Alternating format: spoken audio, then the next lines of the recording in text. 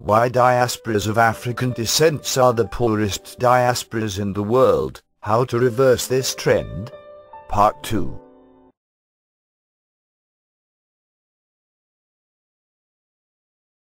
Success Formula 101, B. B is the root word for become. What this means is that in order to be somebody, you first have to become somebody. I know this sentence may still seem confusing, so let's simplify it further with some examples. If you read the articles that preceded this one, you would have read my Odyssey from Africa. As an African in Europe, like most African diasporas, I possessed the victim mentality. I believed that the reason why I was not succeeding was because I was a black African living in Europe. I was totally convinced that Europeans were racist who would never give blacks the chance to succeed on their continent. However, I had my Damascus moment when I lost my biggest business client. When I worked as a security officer, I was assigned to a construction site in Manchester. I was the newest security officer on the site at the time. As a result, I had to take orders from the officers who I met there. On one occasion an incident occurred on the site. I was not on duty when the incident took place, therefore was not a witness to the incident.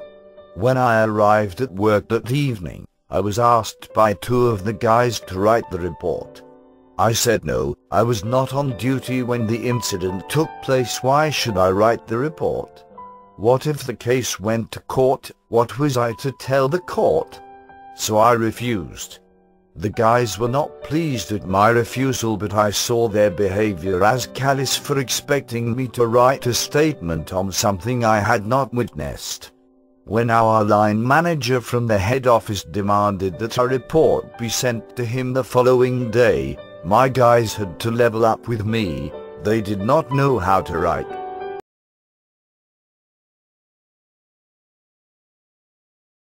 That night as I went on my patrols, I kept thinking to myself, what the hell, I have gone to school, acquired good education, and here I was working under a bunch of illiterates who were unable to write a simple statement.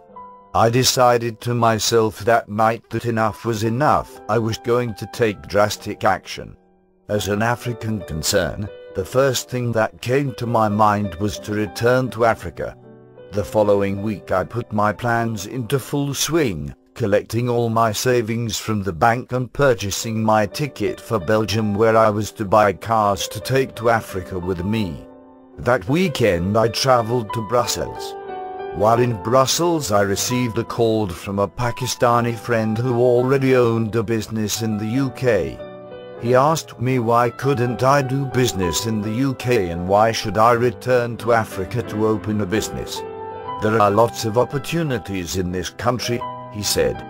Then he offered to partner with me for us to do the business together. Even though I was not totally convinced by what he told me, I decided to give it a try. I returned to the UK and we started working on our business plan together.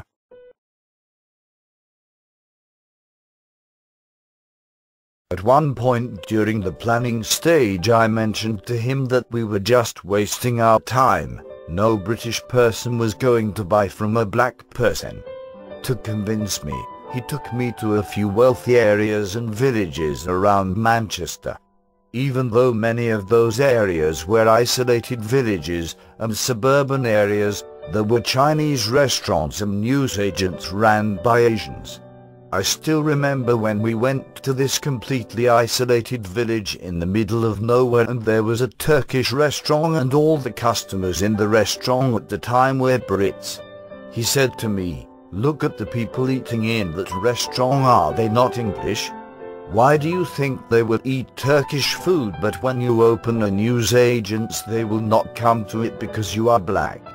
The majority of newsagents in this country are ran by Asians. The Brits go to buy from them. Why wouldn't they buy from you?"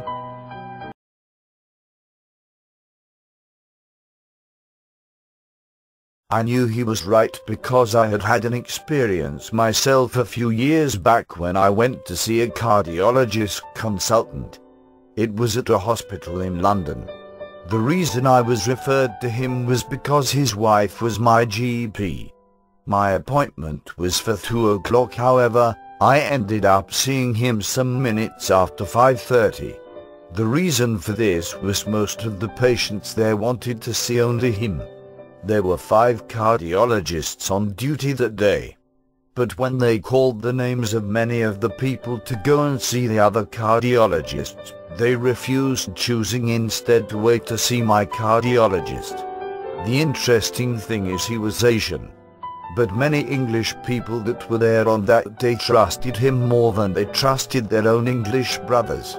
The lesson for me on that day was, as long as you are excellent at what you do, people will hire you no matter the color of your skin.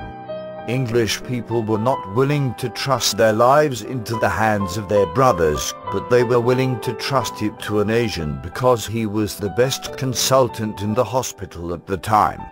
Read part 3 next week.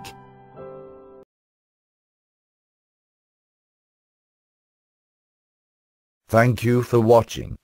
Join us at http://www.theprophetexperts.co.uk.